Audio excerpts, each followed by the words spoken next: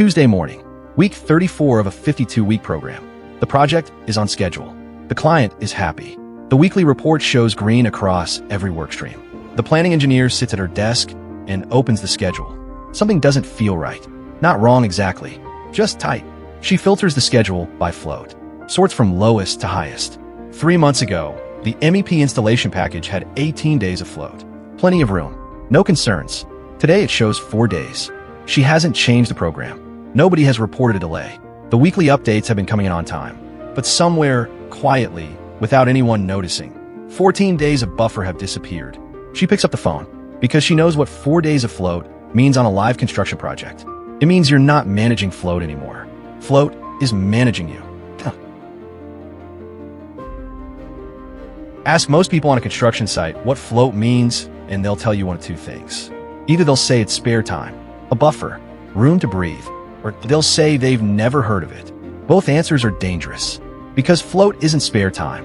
Float is the difference between a task that controls your finish date and one that doesn't. Here's the simplest way to understand it. You have 2 tasks running in parallel.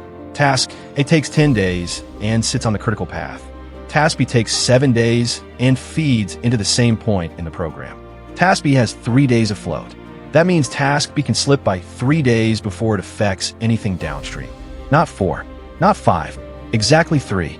After that, Task B joins the critical path, and any further slip directly delays your project completion. Float isn't a bonus. It's a countdown. And on most projects, nobody is watching it closely enough. Here's where it gets more nuanced, because there are 2 types of float that planners work with, and confusing them is one of the most common mistakes in project scheduling. The first is total float. Total float is how much an activity can slip before it delays the overall project completion date. It sounds simple, but here's the problem. Total float is calculated against the project end date. And if you've entered an imposed finish constraint into your schedule, a hard completion date that the software treats as fixed, then every single activity in your program can show 0 total float, even when they're not actually critical. This is one of the most misleading things Primavera P6 can show you. A sea of red on your Gantt chart, every bar flagged as critical, and yet the project isn't genuinely in danger. The second type is free float. Free float is different. It tells you how much an activity can slip before it delays the next activity in the sequence. Not the whole project, just the activity immediately downstream. Free float is more honest at the task level. It tells the site team exactly how much breathing room they have before they create a problem for the crew coming after them. Smart planners use both. They look at free float to manage day-to-day execution, and they look at total float carefully with constraints in mind to manage the overall program. Let's talk about the trap that catches even experienced planners. You're building a schedule.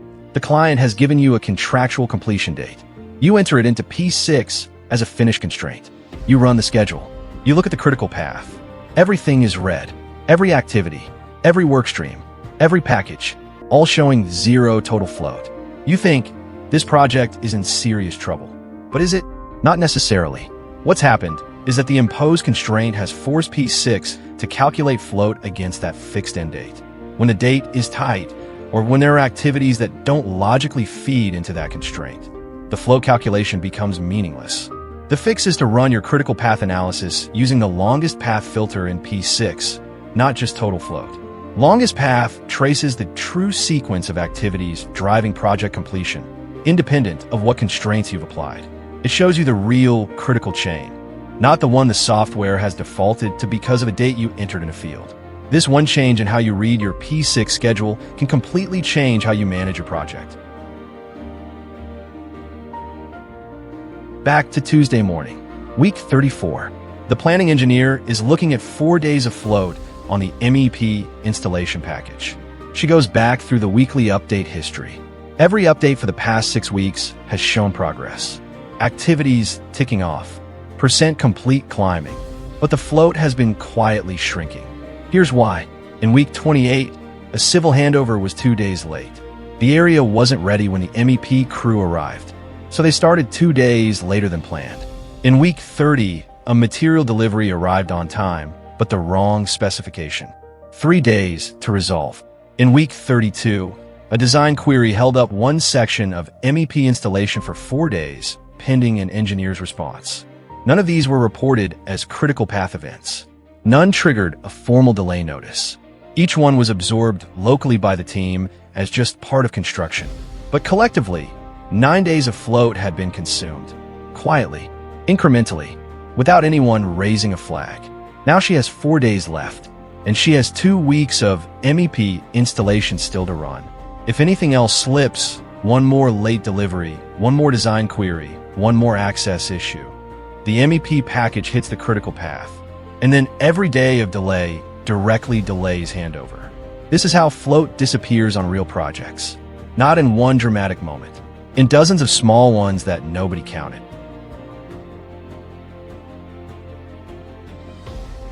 So what does a good planner actually do about float? 3 things, and they all happen before float becomes an emergency. First, they monitor float trends, not just float values. It's not enough to know that an activity has 8 days of float today. What matters is whether it had 12 days last week and 16 days the week before. A trend of declining float is more dangerous than a single low float reading.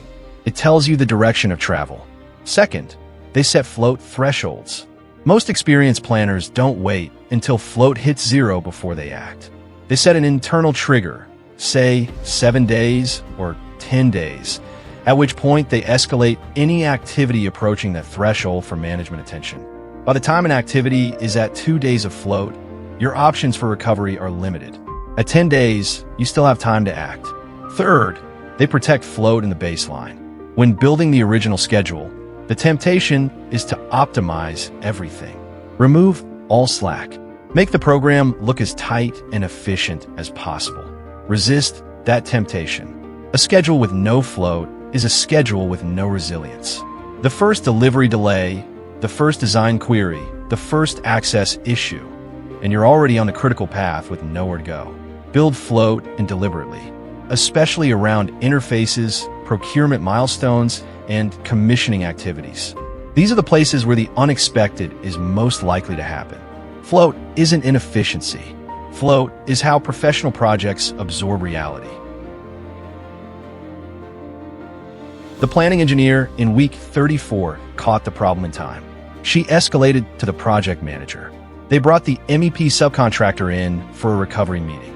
They accelerated one section, resequenced another, and recovered 6 days of program within 2 weeks. Handover happened on time, not because the project ran perfectly, because someone was watching the float. Float doesn't shout when it's disappearing. It doesn't send you a notification. It doesn't appear in the daily report unless someone is specifically looking for it.